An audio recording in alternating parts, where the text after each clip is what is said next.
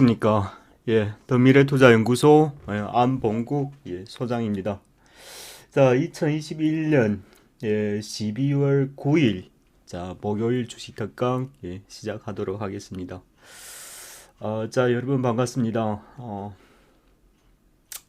요즘 주식 시장이 좀 많이 요란하시죠. 자, 오늘의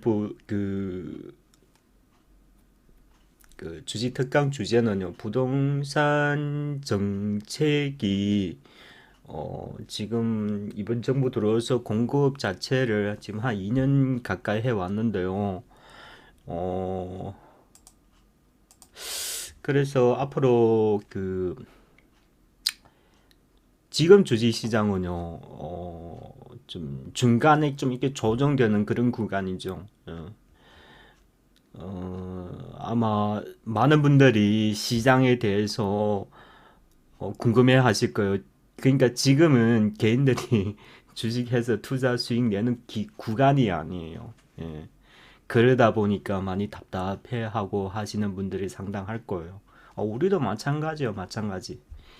근데 시장이란 거는 항상 양면성이 있어요. 그래서 그 시장 그런 구간에서 꼭 특징들이 나타나는 구간이 있단 말이죠. 그래서 저는 계속 3, 4분기 들어오면서 특히 4분기 들어오면서 제일 많이 강조하는 것이 대선이었어요. 예, 그렇죠. 그래서 오늘 왜 또 부동산 정책을 이야기하는 이유는 뭐냐면은 내년 건너가면은 시장이 상당히 신용 경색이 나타날 가능성이 지금 상당히 높아졌어요. 음. 지금 이렇게 말씀드려 지금 인플레이션은 사상 최대의 과거 20년간 없었던 인플레이션이 지금 발생하고 있는 것은 여러분 다 아실 거예요. 근데 이 인플레이션을 잡는 주요한 미국이나 비롯한 이게 지금 코로나 때문에 유동성이 1차적으로 가했더라면은 그 후발로 중국의 공급을 차질을 만들어서 다 같이 해서 물가를 지금 상당한 수준으로 지금 끌어올린 거예요. 올해 물가가 비싸다고 많이 힘들어 하셨죠. 내년에 더 올라요, 물가가.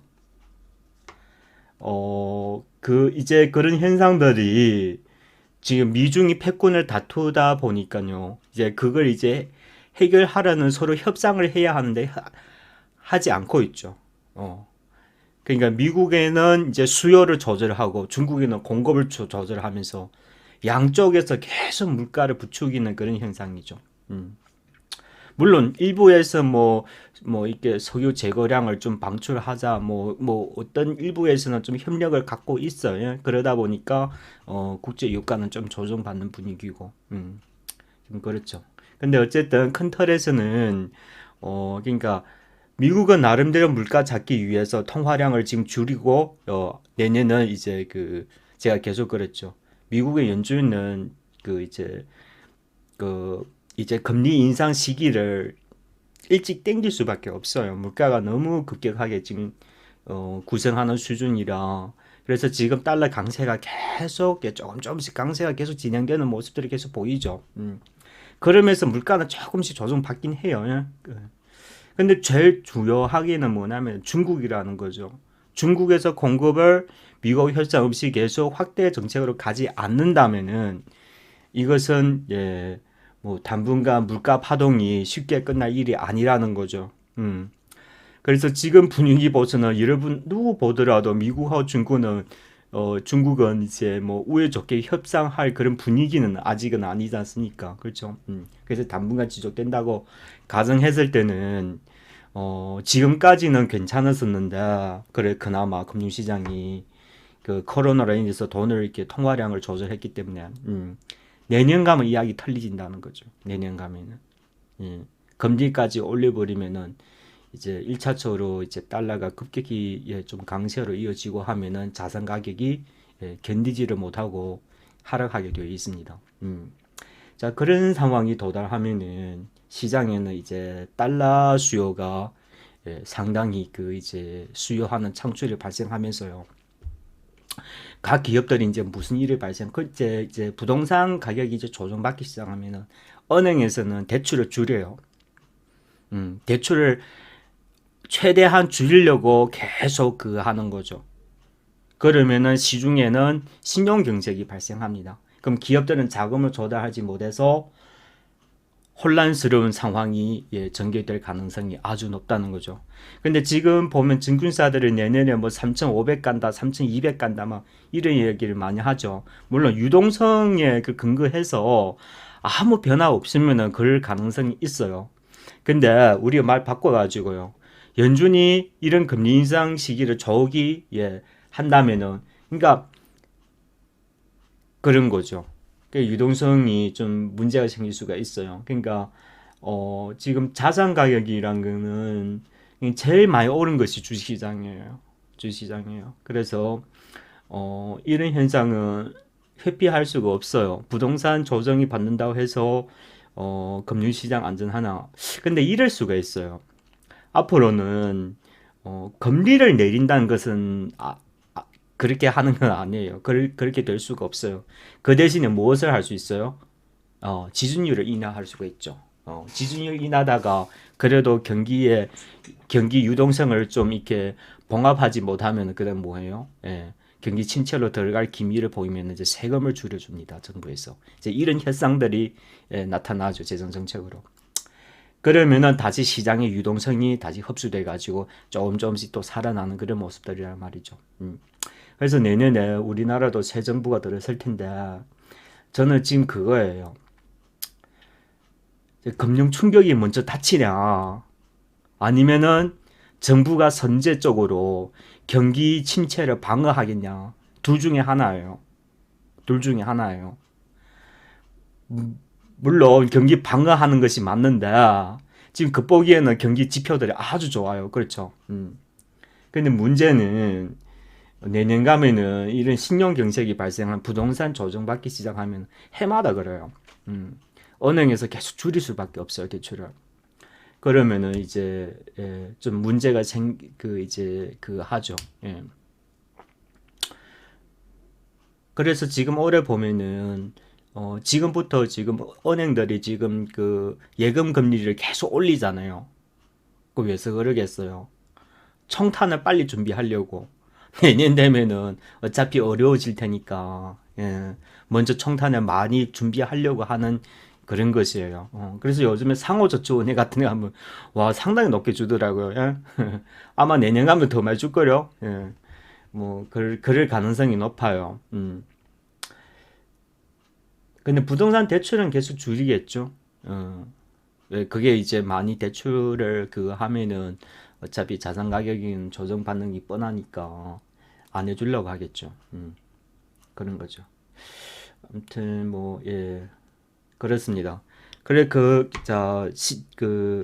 지금은 시장 개별 모멘텀 볼 때가 아니에요. 개별 모멘텀. 그래서 내년 정도를 지금 대비해서 우리 보자면은 지금 제일 강력한 것이 대선이에요. 대선. 제가 대선을 네 개 큰 항목, 그다음에 몇 개 작은 항목으로 분류해 가지고 계속 말씀드렸었죠. 큰 항목 뭡니까?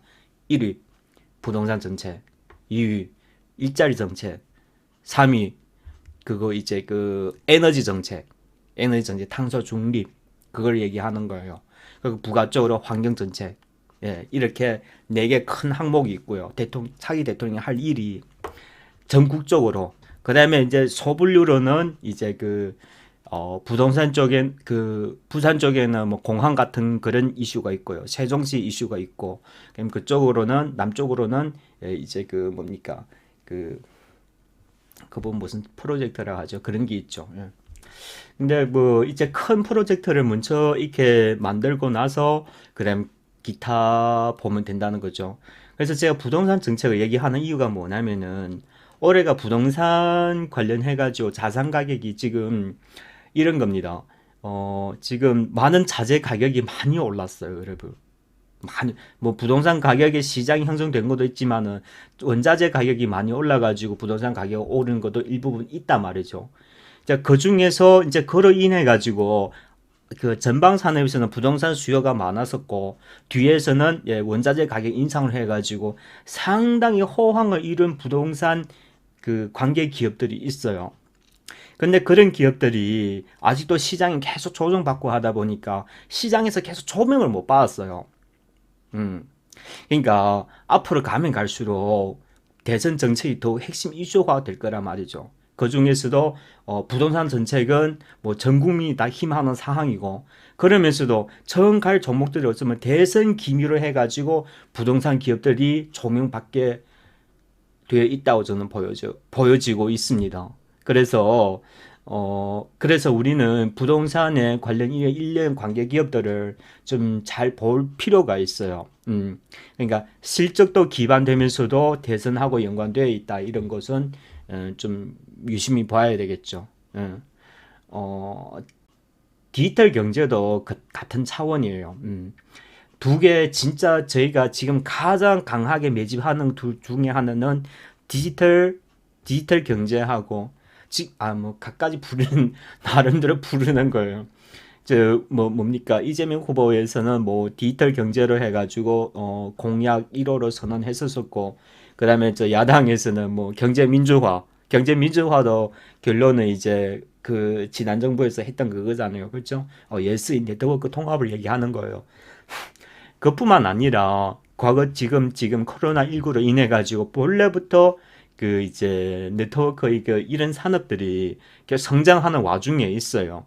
정책 이슈로도 묶여져 있거니와 그런 와중에 또 산업적으로도 NFT하고 메타버스가 나타나면서 여기에 분야를 또 더욱 모멘텀을 가속화시켜 주는 거예요. 그러니까 지금 네트워크 관련 이런 분야에서는 아직은 주가가 주도하는 종목들이 나타나지는 않았다만 모멘텀은 계속 쌓이고 쌓이는 거예요. 이제 대선까지 개입했으니까 너무나 해피한 거죠. 해피한 거죠. 그래서 네트워크 통합들, 이렇게 관계 기업들 딱 보면은 세력들이 좀 건들만한 주가들이 좀 보여요. 보여지고 있어요. 그러니까 그게 시장에 보여지면은 재미없죠. 예, 재미없어요. 그러니까 이런 겁니다. 그게 관계 기업들 제가 계속 그런 걸 말씀드리죠. 세력들이 주가를 올리기 전에 지네가 가장 쉽게 올릴 수 있는 종목을 찾는다고요. 실적일까요, 뭘까요? 뭐 그런 거 있잖아요. 예, 아무튼 제가 나름 보는 기준들이 있는데 우리는 그걸 기준해서 열심히 매집하고 있단 말이죠. 여유 생기면. 그러니까 지금은요, 대선을 위주로 해서 계속 포털을 만들어 가야 돼요. 지금 다른 테마도 많은데 요즘에 뭐 플레이 투원이라든가 게임주 같은 그런 게 있잖아요. 그리고 뭐 NFT 뭐 나쁘다는 건 아니에요. 일회성 될 가능성이 아주 커요. 단기에 급등을 해갖고. 근데 거기 이제 후반에 진입하면 진입할수록 개인들은 다 물리게 되어 있어요. 이게 이런 신사업 수종이 금방 나타나면서 급등할 때가 개인들한테 물량을 넘기기가 가장 좋은 전략이에요. 그러니까 세력들이 지금 장난치고 있다고 보시면 돼요. 장난치고. 그러니까 가장 화려할 때가 가장 위험할 때요, 여러분. 안 소장 이야기 꼭 들으셔야 돼요. 근데 NFT라든가 플래투원이라든가 없어지냐? 그렇지는 않아요. 없어지지는 않다만 진짜 수혜주는 앞으로 가면 갈수록 조금씩 나타나요. 기업이 예. 통상 어떤 기업들의 그 차기 프로젝트를 진행하고 하면 공개적으로 하지는 않아요. 뉴스에서 다 보여주고 주가를 실컷 올려놓고 막 공개하잖아요. 위메이드 같은 경우에는. 그걸 현혹당하시면 안 돼요, 여러분. 아시겠죠? 지금 많은 개인 투자들이 한 1, 2년 투자 경험으로 계속 주식 하시는 분은 상당히 많은데, 저희는 건들지도 않았어요. 예. 리스크가 너무 커요. 지금 요즘에 또 변동폭이 워낙 크다 보니까, 음. 근데 대선은 예, 제일 큰 모멘텀이라고 보시면 되죠. 그러니까 많은 사람들이 뭐 게임 주고 막 이런 거 할 때 우리는 계속 대선 주만 조금씩 계속 사 모읍니다. 한 10%씩 떨어지면 한 번 더 사고 저 떨어지면 뭐 그런 거죠. 예. 그러니까 그 정책 기반에서 정책 가장 최고의 그런 모멘텀은 이제 대선인 거죠. 대선인 거죠. 이야기가 좀 길어졌네요. 처음에 제가 여러분께 설명드리고 싶은 기업은 사실은 과거 제가 계속 말씀드려왔던 종목이들이었어요. 보면 아실 거예요. 황금 ST. 또 황금 ST. 아니 기업이 너무 좋아요. 아이고. 근데 주가 안 가니까 너무나 기쁜 거죠. 너무 고마울 나름이죠. 기업이 너무나 좋아서. 근데 이게 그 기업이 좋아서도 그거 이 부동산하고 가격 정책하고 또 연결되어 있다 보니까 그리고 자산 그 이제 지금은 이제 모두 원자재 가격이 상승하는 구간이다 보니까 철저하게 양쪽에 다 수혜받은 거예요. 이게 지금 그 작년까지만 하더라도 평균 영업이익률이 9%인데 올해 3분기가 영업이익률이 17% 나왔어요. 그러니까 양쪽에 다 수혜받은 거죠. 스테인리스로 뭐 근자재 만들고 막 이렇게 건설 부분 토목에 뭐 그리고 특히 뭐 인테리어 같은 데 많이 들어가잖아요. 그러다 보니까 진짜 강력한 기업입니다. 이게 지금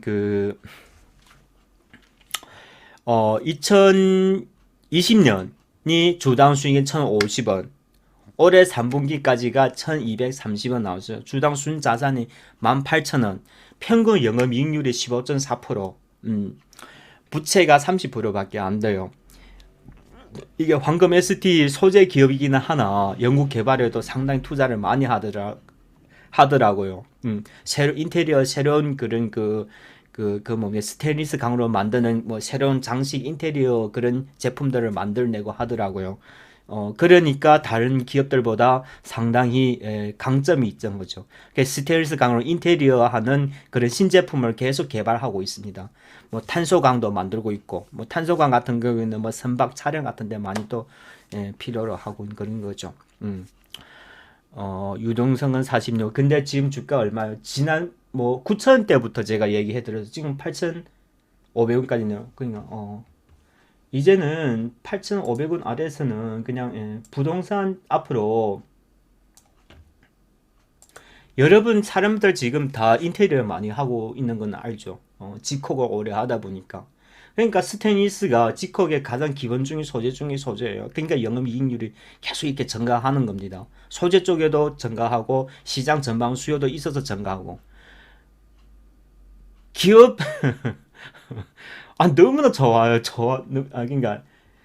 그러니까 그 내년에 이제 가면 갈수록 시장에 신용 경색이 발생할 텐데 그 기업에서 이게 돈을 못 벌면은 시장에서 도태되게 되어 있어요. 그런 기업들은 이제 앞으로 이제 시장의 유동성이 이제 축소되고 하면은 뭐 사채를 많이 발행하고 이제 그런 일들 발생하죠. 그러면서 역으로 가장 우려한 기업들을 찾으려고 노력을 많이 한단 말이죠. 그러면서 부동산 정책하고 겹쳐 있고 대선하고 또 연결되어 있고 너무나 해피한 거죠. 이런 것은. 뭐 아무튼 여러분 이게 잘 보면은 기업이 너무나 좋습니다. 9,000원 아래에서는 9,000원 상단 9,000원 하단 뭐 한 8,000원 이 정도 1차 일단 매집을 하세요. 하셔가지고 직접 치고 가면은 뭐 땡이고 안 가더라도 내년까지 계속 갖고 가시면 돼요. 정부 이제 부동산 정책 기반도 있다 보니까. 그리고 우리가 부동산 정책 하면은 뭐 부동산 지는 거밖에 생각 안 하나요? 그렇지 않죠. 부동산 그 뭡니까? 그거 뭐라 하지? 하수구 같은 거 막 이렇게 만들고 하면은 그런데 그 수처리 그 이제 설비 같은 거 많이 들어가고 하잖아요. 그렇죠? 그러면서도 또 그 정책 테마 되기도 하고 그리고 또 실적도 나이스고 지난번에 말씀드렸었는데 한 번 더 말씀드리도록 하겠습니다.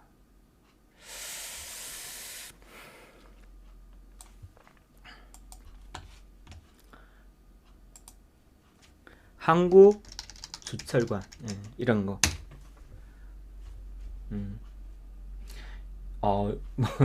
황금 ST하고 좀 비슷하네요. 이런 거는 9,000원 이하에서 뭐 사면 기업이 뭐 그냥 말 한마디로 나이스. 너무 좋아서 더 이상 좋을 수가 없는 거예요.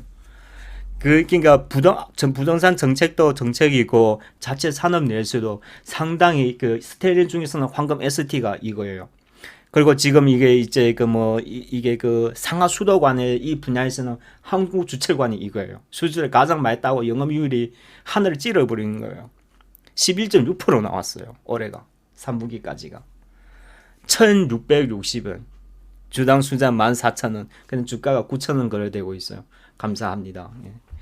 예. 이게 야내가 부산 사하구쯤에 있어서 나중에 가덕도 신공하고 또 테마 연결성도 된다고요. 그러니까 하셔도 됩니다. 주가가 안 떴다고 그냥 이런 것은 그냥 사두면은 그냥 너무나 해피한 거죠. 떨어지면은 더 사도 전혀 문제 없습니다. 이런 거 하고 그다음 또 이게 뭐냐면은 이거는 좀 영업률이 좀 낮은데 부동산 경기가 살아나면서 확 살아난 게 있어요. 그 이제 집을 지으면 뭐 배관이나 파이프란다 냉난방 같은 거 이런 거 설치하는 거 있잖아요. 그 플랜트 아파트 플랜트를 이제 설비가 들어갔는데 이게 어디냐면은 이거는 시중 세보 MEC 자 이런 기업들하고 그렇죠. 자, 이 세 가지 기업의 공통 특징이 다 뭐냐면요. 요즘에 기관들이 갑자기 주목하기 시작했어요. 예. 매집이 들어오더라고요. 아무튼 일대 기관하고 같이 바닥에서 관심 없다가 관심 없다가 갑자기 관심 갖기 시작하면은 그게 앞으로 그렇다는 거죠. 여러분 뭔 말인지 아시겠죠? 세보 MEC 같은 경우에도 작년 2020년에는 660원이었는데 올해가 잘 알려져 있지 않는 기업들이죠. 그렇죠? 테마주와 그러니까 이거는 실적 대비해서 진짜 건설 그 부동산 진짜 부동산 정책 찐수혜주 진짜 사나이 정책이면서도 그러면서 이제 시장에는 요즘에 세력들도 이렇게 그 기업의 자체에 가치가 충분한 애들을 골라가지고 세력화시키는 경우도 많아요. 저는 세력이 아니고 저는 모르겠어요. 근데 어쨌든 여러 가지 조건을 봤을 때는 세력들이 충분히 세력화할 수 있는 조건을 갖고 있는 기업들이에요. 하도 너무 좋은 거예요. 저런 기업들은 한 두 배씩 올려도 충분합니다. 왜? 가치가 그게 있으니까.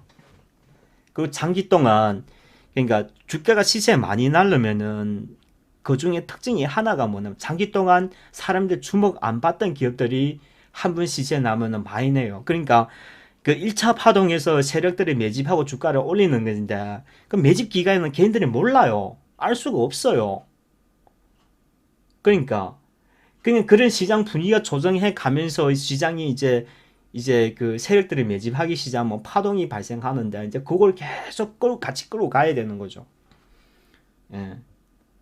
통상 1차 파동을 매집해가지고 개인들이 많이 들어오면 저점 깨는 경우도 있어요. 그럴 때는 기업의 미래 장밋빛하고 뭐다 100% 확실하면 같이 가줘야 되는 거예요. 저점 깨도. 기업의 실적이 거의 그려져 있는데 그 무서워하시면 안 돼요. 그런 것은.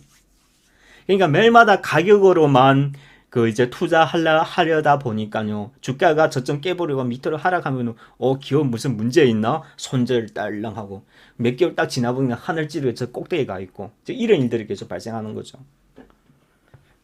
우리가 자세히 생각해 보자고요. 그럼 대선 기간에 어떤 모멘텀들이 세력들이 가장 인기가 가지겠냐고. 뭐 지금 매일마다 대선 위에 다른 지금 대선만 하죠, 여러분.